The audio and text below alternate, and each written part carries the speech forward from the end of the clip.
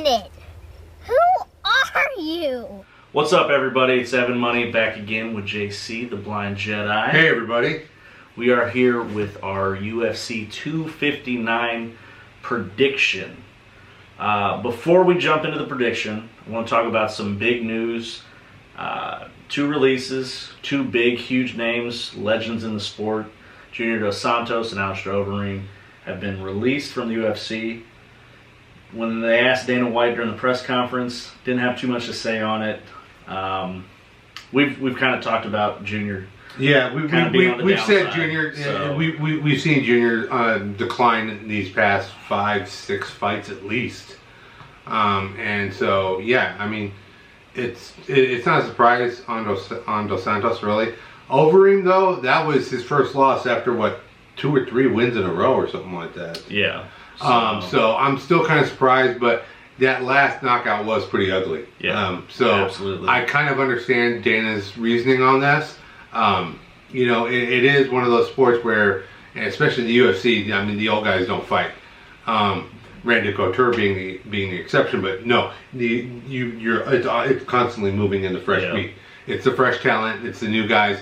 Those guys that are on the roll. They're the ones that are going to be staying in the UFC. Especially in the heavyweight division, it's pretty stacked with man, guys. Especially the last 2 fight nights. Yeah, were really solidified the heavyweight division. But that's not what's on for tonight. So no, we have 3 titles on the line, and 3 titles and 4 champions. Ironically, which this supposedly 5 belts. Has been built up as fight card of the year. I say supposedly because anything could happen. You could have a giant letdown. MMA is such a tricky sport to predict whether or not it's going to be a huge thing. On paper, the card is stacked. The prelims are stacked. This is probably going to be one of the first cards in a very long time that I'm going to intensely watch almost every single fight. Oh man, I'm so excited for a lot of these fights. I'll be showing up early for the prelims, and we'll be sitting down and watching everything. A lot of Glory MMA, so a lot of people that Tonio has worked with. So yeah, onto the fights. Yeah, you know, the Glory aspect is a huge thing, and like we said, the prelims. You got guys like Dominic Cruz, Joseph Benavidez, Kai Kara France. So if you guys get a chance to check that stuff out, definitely. Yes. But let's get into the main card here. So the first fight is Thiago Santos versus Alexander Rakin.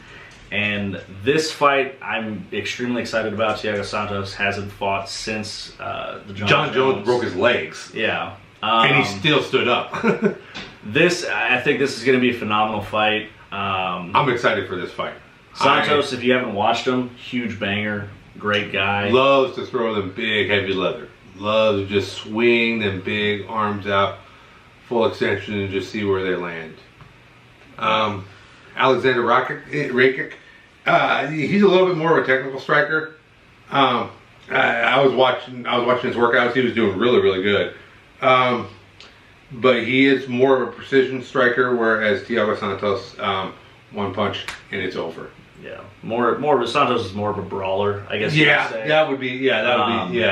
You know, looking at the numbers, I mean, you know, they're pretty dead even. I mean, they're pretty close as far as significant strikes being able to land.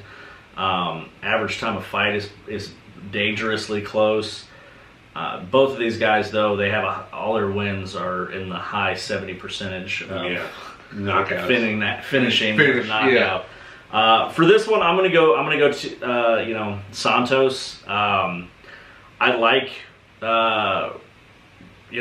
Rakin, but it's hard for me to go against the guy who made John Jones. I mean, he had John Jones break his leg before he could. Yeah, before he could stop him. So. Yeah, I mean, look. Okay, so yeah, I'm picking Santos right now as well. Nothing against Alexander Rakic. I do honestly think This is Santos coming back. He's got wins over Kevin Holland. He's got a win over Blakovic. Yep. And so this guy is not anything to be. You know, the only reason he hasn't been here is because John Jones had to break his legs in order to stop him from getting punched in the face. This will also be Rakic's first major fight, really, inside like the division's elite. Oh, really? I know the light heavyweight division has been kind of bogged down, mainly due to, you know, John Jones just dominant. Yeah. You know, I mean, he has beaten, you know, Lionheart, but other than that, it really hasn't been too much. He's just been slowly, steadily making the climb, and in a light heavyweight division that's kind of wide open right now for challengers. You know, I think this is, whatever happens in the main event, I think this is a good idea of who's going to be challenging for that belt afterwards. Yeah, especially if it's Santos. If Santos if Santos gets the win, immediately he should get the winner. Whoever's carrying that 205 strap. If it's Regic, then you know he deserves to be in that consideration. No, absolutely. He deserves to be in that consideration. Numbers 2 and 4 here, so I mean you really are kind of looking you really are looking at what is more of a title eliminator. So. On to the next one. On to the next fight. Okay, and so the next fight is Islam Makhachev versus Drew Dober. And okay, so Islam Makhachev is a Khabib guy. Khabib will be in his corner. Yes, he will. He is there. So number one, that's a big advantage right there. Having that wealth of experience is a big thing. Drew Dober, solid worker, but right now Islam is really on a hot streak. He looks devastating, and for some odd reason we've been getting these guys coming in from the blockade or from the old Cold War area, blockade area, that have just been lighting up the entire UFC scene. So yeah. You know, for me, this is your classic. You know, you got a striker here in Dober, and Islam's more of, I mean, he's basically a Khabib. Yeah. So you know what to expect. It's, all right, can you stop it? Can you catch him as he's coming in? Can you get him off of you? And in all honesty, can you catch his legs to slow him down enough? Yeah. Because nobody's been able to do that to Khabib yet. Yeah. Everybody's tried to kick his legs out. Yeah. And he's got that beautiful parry that he does. And it's the same thing with Islam. He's just bigger. Are they? No, same size. Same size. Okay, so I just this just seems like this is my prodigy, and this is the fact that Khabib's obviously training him. He's in his corner. He's got the greatest lightweight to train with, and right now the pound for pound best fighter ever. It's really hard to be like, I'm going to bet against that guy. I'm obviously taking Islam in this one. So am I. This is really a no-brainer. You know, for both of these guys, this is kind of an introduction to fans that don't necessarily watch a whole lot of fight nights. This is pay-per-view. This is pay-per-view time. I think, for both absolutely. You know, I mean, they're 14 and 15, so they're just inside of what UFC does with rankings. They obviously only do top 15. Everything outside of that is kind of just thrown together. So with that being said, I mean, we're both agreeing here on these first two, but I think it's because of just, you know, the Khabib factor plays a huge factor in this one. The Khabib factor plays a huge factor in this one, and yeah, obviously it's just you know, it really, their reputation is preceding them, and that's really what's driving a lot of this pick right here. But nothing to Drew Dober, but you know, it's not your time yet. So on to the next fight. Okay, so now to our first of 3 title fights. This is the Bantamweight title, 135 if I'm not mistaken. Yes. And this is Peter Yan versus Aljamain Sterling. And man, I'm really looking forward to this fight.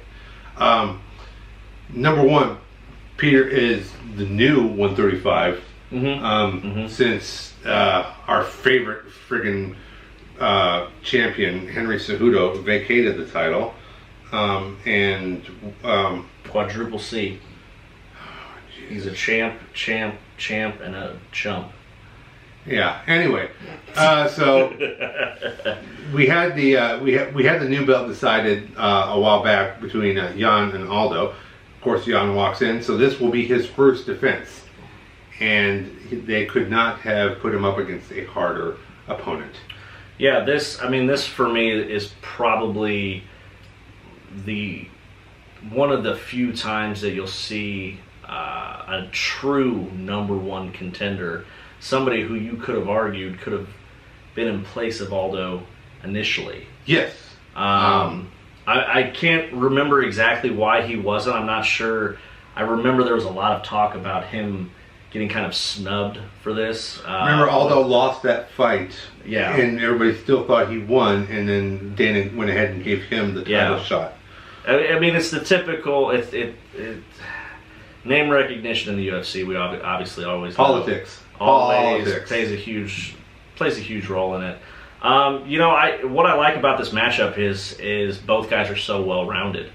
Jan is a little bit more of a striker. I tend to. I know he's got ground game because I've seen it. I've seen his fights, but I know that he prefers or he likes that. Yeah, he likes to chop the guys down. He wants to keep things standing. To me, he kind of looks like he really looks like just like if you took a heavyweight boxer and you just squished him down. I mean, I can totally see that. That's exactly what he looks like. Yeah. But that doesn't mean that he can't get down on the ground. I mean, he really can. And with that being said, Sterling is almost like he prefers to be on the ground. He wants the ground, But he can stand as well. Yeah, we've seen him hurt people and knock people down. Yeah. It's not like his the fist numbers set up are the finish. Yeah, it's not like the numbers are completely different. Just looking at like the winning percentage here, Jan's got a 47 winning percentage by KO compared to Sterling's 11. But you go down to submission, and you got Jan with a 7%, and you got Sterling with a 42%. So that right there lets you know what this is already playing up as, but don't take it as striker versus grappler. So, but you can't. These guys are both. They're the best in the division. And they are so well rounded. Yes. This is probably the one fight that I was so excited for, and I've been waiting for so long. I'm a huge Peter Yan fan, and I'm a huge Aljamain Sterling fan. Oh, so am I. So it's like, even though he works with Matt Serra. Yeah. But the thing about we don't like Matt Serra, but with Ray Longo, he's up there with Ali Quinta. Yes. He's up there training with some great guys. He did recently just move to Vegas and set everything up. You can watch it in the embedded series that they have. Okay. Oh, I saw that. Yeah. Okay. So he brought a bunch of people out with him. Mm-hmm. And for me, I think that kind of plays into he was able to relax a little bit more. He wasn't stuck in a hotel room. That's why I'm going with Aljamain here. I expect this to be a war, and I expect that this could potentially be the next big trilogy that we see. Let me grab the rankings real quick. Looking down through the rankings, there's really not anybody else in this division that I'm like really excited about seeing. I'd love to see Garbrandt get another win before moving up. I do too. But granted, when the pandemic started and Cody got that highlight knockout, that was the talk of the first time we had fights in the pandemic and everything like that. That was great, but we haven't seen anything since then. I don't think. Has he even fought since then? We've been watching the fights every time. I don't know if he's. I don't know if he's fought on. He hasn't fought on pay-per-view since then. Anyway, who are you going with? Okay, so I'm going to also pick Sterling on this one. Nothing against. I was totally torn. Me and my buddy Joe, we were talking about this one. I am totally torn. Jan has beaten some of the best, and he's knocked out some of the best. His grappling is great and strong, but this is a guy who specializes in grappling, and this was the one key factor that was scaring me, because I don't know if Sterling is going to be able to submit him, but I'm pretty sure he's going to grind him. Yeah. He's going to say, hey, let's go play cheese grater with the fence. And just rub him up against the fence the entire 25 minutes. And potentially put in an excellent showing of ground and pound. Yes. Because Aljamain isn't the type of guy where you're not going to get John Finched by him. He's going to stay active enough to keep pointing off of you, to keep doing damage to you. He's the moment he feels you turn your weight, he's going to look to try and take your back and try to sink in a choke. Now, the hard part for us is that we are big fans of Russians that like to go to the ground, and we think that Russians on the ground are probably at the top of their game right now. So, unfortunately for Jan, this was a really hard decision for me to go with Aljamain. But I just, if Jan wins, we're not going to be surprised. No, absolutely not. But we're picking Aljamain to have the better game plan and to execute it for 5 rounds. Yeah. And to drain this poor kid out. That's the picks going? Yeah, I expect this to be fight of the year if it goes the way that I think it's going to, because I don't think that it's going to be heavily one-sided at all. No, no. I think this is going to be that great back and forth like we saw with the 125ers just 3 months ago. So and like I said, with looking at the division, looking at Garbrandt, he hasn't won since June actually of last year. Dillashaw will be making a comeback, but other than that, you really don't have anybody at the top of it. So if Sterling does win, I'd be more than happy to watch a rematch of this. No kidding, yeah. No matter who wins or who loses on this one, we expect this one to be a war, and we expect this one to, let's do this again. So with that, we're gonna pick Sterling, and we're gonna keep our fingers crossed for the next 24 hours. Okay, so for the co-main event, you have Amanda Nunes putting her title on the line against Megan Anderson. This is the 145 belt in the division. I'm excited about this because we've talked in length multiple times about how the women's divisions are kind of dominated by the 3 champions. First off, we want to congratulate Amanda on, the birth of her daughter. Oh yeah, they seem very happy. Her daughter is made the journey. So wow. That was really cool to see. It was a different side you got to see of Amanda. Which is really cool. Amanda's been dominant for quite some time now. Mm-hmm. She's put away basically anybody that's come her way. And if you look at what she did against Cyborg, when Cyborg is, she's Cyborg. Yeah. It's such a shocking fashion. I think she's just at the top of her game, and I think she's almost kind of in that era of being untouchable. Well, I'm surprised you actually say that, because Megan Anderson, this is actually somebody I've actually get to see up close. Because she's over here in Glory. She's at the Kansas City, the Overland Park, and the Lee Summit gyms. She's just going around and getting sparring partners and beating people up. Yeah. She is 6 feet tall. She stares eye to eye, and she can probably stare down my son at 6'4". She is every bit of 6 feet, and she is every bit of a powerhouse. She is a true 145er. She is. She cuts a lot of weight to get to 145, and man, she hits and she's got reach. She is just devastating. She is going to be a big problem for Amanda. It's literally the idea of that one fighter being so tall that they can put their hand out and the other person just swinging away and not going to be able. That's literally the size advantage, the difference I'm seeing in this fight. Having said that, yeah, I'm picking Amanda. Yeah, ironically, after all the praise that he gave for Megan, he's going with Amanda. And for all the praise that I just gave Amanda, I'm going with Megan. You know, for me, it's the fact of at some point, you know, like I said, Amanda's got that kind of that air of being untouchable, and she thinks, you know, I was watching the Embedded again and watching the countdown. She fully is firm on, well, she's going to try and use her reach, and she's going to try and do this, and I'm going to just get in there and do that. That's true, but we watched you knock out Cyborg, so now we know that you have that knockout power. Not a whole lot of people are going to let you just sneak in as long as they have the reach advantage.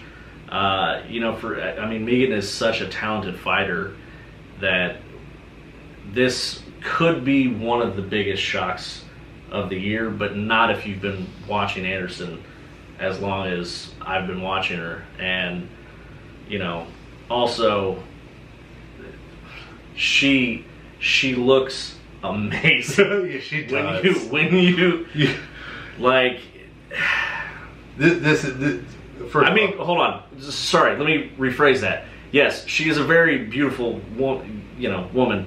But what I mean by she looks amazing is when you watch her actually train and fight, it's amazing how well she has honed all of her skills. Everything she's doing in the gym right now, I feel like she's really coming into her prime. And, you know, for me, I'm picking the upset, and it's really hard to do because I'm a huge fan of Amanda's. But yeah, I'm going with the upset here. So for that same reason, man, I had just fallen in love with Megan, and having just when they announced this fight, about 6 weeks ago, and then my son was through the grade going, yeah, she goes to our gym and everything like that, and then you start playing around with the glory videos and watching everything, and you're like, okay. Having said that, for the reasons that he just said, how polished and how long of a disciplined veteran champion that Amanda is, I don't know if she's just going to get in there, but I do think that she's going to employ that same type of, you know, how do you disable a striker? You push them up against the wall and you keep them from hitting you. Yeah. So, and that's what I really think Amanda. Now, she started out as a grappler. She started out as a wrestler. So I don't think that she has any problem. She just has to watch out and not get uppercutted, kneed, or kicked in the head. And she should be able to outpoint her. Now, having said that, Megan wins. Yay. I'm going to root for her. But I do not know if this is it. Amanda's one of those hard. I mean, really, she's the hard battle to try and figure out. Yeah. She's like a John Jones right now. Yeah. You really need to. You have to plan the name more than you plan the strategy. Yeah.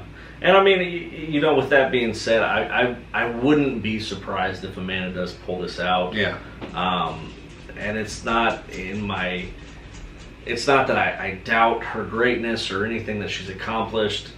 I think she was already, after her last title defense, kind of on the fence about, like, I'm not really sure what I'm going to be doing. You know, I'm a new mother. They kind of joked in the Embedded episode about how she got way off of her training schedule. Oh, wow. After the baby was born. And, you know, I do think that stuff outside of the octagon really does play a factor into it. Before she could kind of go in and throw herself into any kind of danger and know she could get out of it. Now you got to wonder, well, how much of that is I also have to make sure I don't get, you know, concussions, or I don't get I don't want to be drooling to when I'm holding my daughter. Yeah. So and you know, currently right now John Jones is the only one who hasn't let anything from the outside of the octagon affect his ability to win inside the octagon. You know, a lot of other people have, whether it's with trash talk or family issues or anything like that. You know, the only reason John Jones has lost his belt is because of something else that happened that he lost it himself. So, you know. But other than that, yes. But let's get back onto the fact: Amanda Nunes, Megan Anderson. This is going to be a title fight to watch. Man, I don't see this being being a knockout or a finish. I really don't. If it does, dude, we're gonna blow our socks off. Yeah. We might as well stick the camera in the corner and watch us jumping up and down and flipping out like the Rogan in DC. Yeah. Ah! Yeah. So, I personally think it's going to end with somebody getting knocked out. I think somebody's going to get caught. You know, with that being said, I do think Megan's going to be the one catching Amanda off guard a little bit. And I'm the other way. I think Amanda's going to try and outpoint Megan on this. I think she's going to get hit, and I think she's going to be like, no. And like round 2 or round 3, they're going to say, okay, just put her up against the fence and hold her there. Yeah. So, on to the next fight, man. Let's go to the on to the main event. The, I guess you would say, the highlight of the year, of the last, couple years, actually, as far as matchmaking, the super fight. Oh, man, super fight. We haven't had these in a while. Jan Blachowicz versus Israel Adesanya. And this is going to be for Jan's light heavyweight championship. This fight is super interesting because Jan is just won the title. Mm-hmm. Israel is on the other side of being a champion, where he's dominated his division so much that he really doesn't have much to do down there anymore. He's got to win over everybody in the top 5. Yeah. So, looking at this on paper, I first want to bring up something that Chael Sonnen said is that it is extremely disrespectful how much nobody is giving Jan. I mean, everybody is basically saying Jan's not going to win this at all. He's not even a betting favorite. It's his division. He is the king of that division. No matter how you look at it, shape it, he's the light heavyweight champion. Yes. And it's funny because it gets tied into, Francis Ngannou and Stipe, who are fighting at the end of this month. Right now, if you look at the betting odds, Francis is actually up. And when people say, well, it's because Stipe lost weight. Well, then why is Jan not the favorite here if you're only taking weight into account?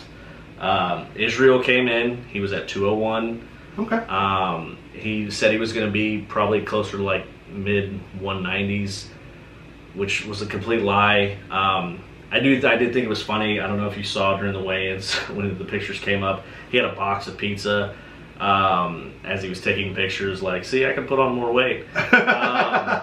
It is funny, That's the thing I like about Jan though is that Jan really does have that one punch knockout power. He put on a beautiful showing against Dominic Reyes to win the title. I still say that leg kick did more damage. Absolutely. I say that leg kick won him the fight because within the first minute, Reyes, you could crack, and you saw the big. I mean, you saw like it just there was like a leg print, and then there was like these little toe prints from where he was kicked, and from there on, he was totally wincing the whole time. That was it, really. Yeah. He was fighting injured, and Blachowicz took advantage of that. On the other side of this, Israel. Now, as far as Jan, he's got that one punch power. He's got knockout power. But having said that, man, Izzy doesn't get hit. No. The last time I really saw him got hit was the Gastelum interim belt fight. Yeah. Well, that was the last time he got hit a lot. Yes. Costa hit him a couple of times. He caught him a couple of times in that first round. And Yoel Romero hit him the first time he hit him. Bobby Knuckles hit him. Even Silva got off a couple of hits on him. It's not that he can't get hit. It's just that you've got to be able to string those things together. And he's getting better as his evasion goes along. Mm-hmm. And that's what I'm betting on. is that he is turning into a Floyd Mayweather with his head movement, with his distance and timing, and with his ability to not get hit and then counterpunch. His counterpunches don't look like much. They look like they glance off the top of his head, and all of a sudden the guy's on the ground sitting there with the little birdies over his head. Mm-hmm. Yeah. You know, first off, I want to state something really quick. Is I am not an Israel Adesanya hater by any means. I am a fan of his. I do like watching him fight. He's one of my favorite fighters to watch. But like I have said to you in the past, he's beating guys that are past their prime. When he beat Whitaker, it was Whitaker coming back off of a long layoff. Yoel looked too timid. Costa really looked like it was Costa's first actual challenge of a fight. Costa wasn't used to having people outwit him as far as the mind games, because he was trying to go. And for me, that's the big thing here is, I don't know if Israel has really faced anybody that I would be like, damn, he's been tested. Because as we brought up, he doesn't get hit much, but when Costa hit him, you could tell he made that face. Well, I don't want another one of those. Yeah. And that's what kind of worries me is he's a little bit too confident coming into a division of guys who legitimately have been fighting with other guys that, they throw some power. Jan could easily be a heavyweight if he really wanted to be. Wasn't he originally a heavyweight? Oh, one time he was. No, he's been down. Oh no! That was the other guy. It was the other guy. But and Jan, like I said, Adesanya came in at 201. He's probably gonna fight around 205. Yeah, he's probably Jan's probably gonna still have a good 15, 20 pounds on him. Yeah. After rehydrating, and I think this is going to be Israel's first true test, because as much as he has, had some good fights in the past, mm-hmm. I think that Blachowicz is on the rise. He's coming up. He's had some hella good fights. Yeah. Super good fights. And I think I'm going with Blachowicz in this on the fact of when Alexander Gustafsson hit John Jones and John Jones got his back up against the wall, mm-hmm. you really saw what he was made of. Okay. But I was scared. Okay. With Izzy, I'm scared of another Anderson Silva Chris Weidman thing. You might lose him a little bit, but this guy Blachowicz has nothing to lose in this. He has absolutely nothing to lose. If he loses, everybody's already counting against him. Okay. Izzy's the one that's been talking about, I'm going to be the greatest. I'm going up. I'm doing this to show people how good I am. Okay. You didn't take it seriously enough to even make it up to championship weight. Actually, You're fighting underweight. So to me, it's kind of like a big slap in the face to the light heavyweights. And the fact that Adesanya has been the one that everybody's been talking about being, the next mega star, rightfully so. He should be. He's 20-0. If he wins this, he officially will be able to brag about a whole lot. Yeah. But it's I have a real hard time counting out a guy who has nothing to lose. And he's the one that's well, you're acting like I'm just going to be some step over. You don't even have to worry about me. And that's the issue that I have here. So, yeah, I'm going with Blachowicz. And I'm going with a knockout in the later rounds. In the later rounds, though. Okay, so I'm picking Adesanya on this one, obviously. I am also looking at a finish. I'm looking around the third round. The thing about it is that I don't foresee.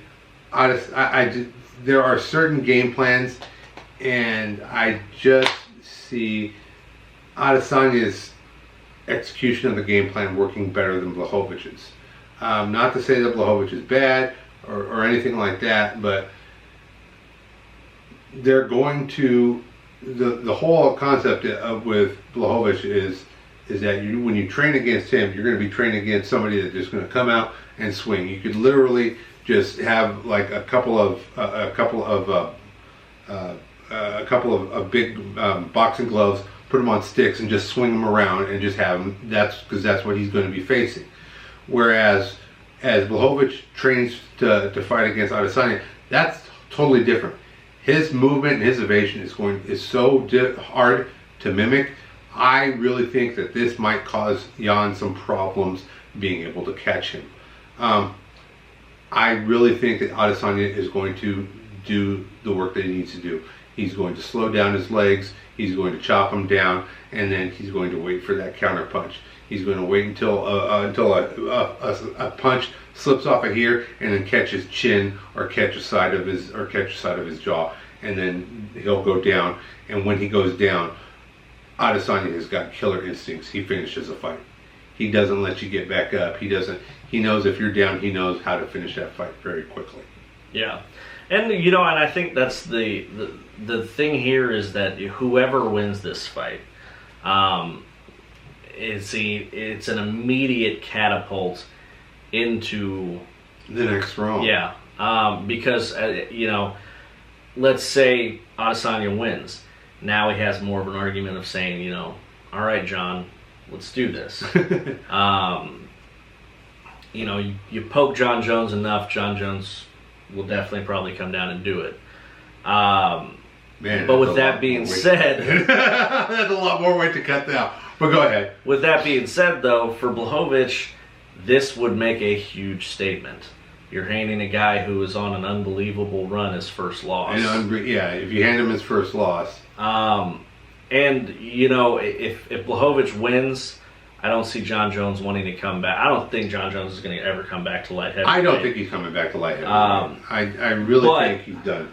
I do believe that at least with this matchup here, Blachowicz will be like, okay, like you need to put some respect on my name if he wins. Oh, if he wins, definitely. It's no longer John Jones's light heavyweight belt that he's walking around. No. If he takes out Izzy, this is Blachowicz's light heavyweight title. Yeah. This is his division. He deserves it. If Adesanya wins, oh man, then it just becomes another convoluted mess. Well, and that's really the issue is that when they were kind of talking about it in the press conference, Dana had kind of brought up like. That Whitaker might want to come up and fight at 205. Like you open up this huge can of worms if Izzy does take the 205 belt. And again, nothing against Izzy, but I have a problem that you're not even at 205. You're not. They won't let fighters in a championship fight be 1 pound over. So why does a guy get to be under? Because my feeling is I hate guys that make excuses. I hate guys that lose. Like, no, everybody loses every now and then. It's fine. It's not a big deal. Yeah. But if he loses and he's like, well, I wasn't really a 205er, that's going to leave such a bad taste in my mouth for him. Okay. Because it's almost... it really kind of then turns into like almost like how I was a huge fan of Sean O'Malley and then he lost his last fight and kind of like blamed it. Oh, yeah. He blamed it on the injury. And it's like, dude, come on! Like everybody's injured. I just hate when guys have an easy out of making an excuse. Say what you want about Conor, but he never makes an excuse. No, he takes his losses. He takes his losses like a man. And he doesn't go on some Twitter rage. Yeah. About I need a full camp or he got me this or the eye poke or whatever. No, Conor takes his losses like a man. We'll see. We have to remember Izzy is still a kid. Yeah. He's still a generation and a half younger than you, 2 generations younger than me. And that's why I'm hoping that, you know, if he does lose, he just takes it like a man, goes back to his division. He says he wants to continue fighting as a middleweight, which I think is great. I would love to see them try and book.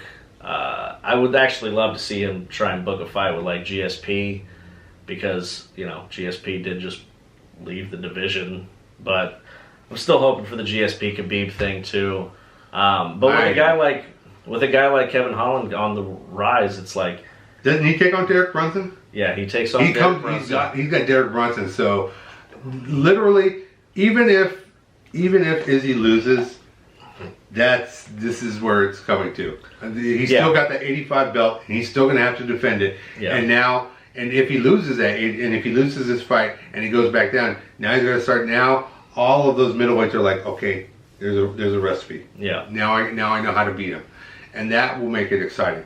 If he goes up there and he takes a 205 strap, if he tries to hold both of them, I don't think it's going to last for very long. I think Dana will be like, no.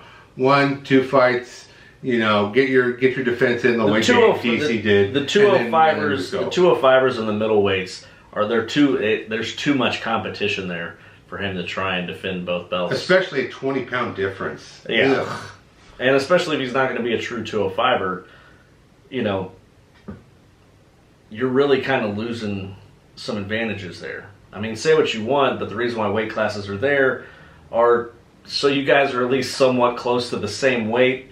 That does play a factor. If Jan gets him on the ground and just lays on him, it's not going to be the same as having, you know, Gaslin lay on top of you, or, you know, because he's going to, like I said, he's going to be walking around at probably 220, 225. Yeah. Oh yeah. So it is interesting. Like I said, I'm excited for this whole thing. So like I said, this is going to be a great card. I think this has the potential to be the best fight card of the year, and even has the potential to be the best fight card that we've ever even got a chance to watch. Really, this is going to be exciting. So, with that being said, we'll see how things go, and of course, we'll be bringing this back to you here in about 26, 27 hours. We'll be coming back with the review. So, until next time, I'm Evan Money. This is JC the Blind Jedi, and we'll see you. Take care.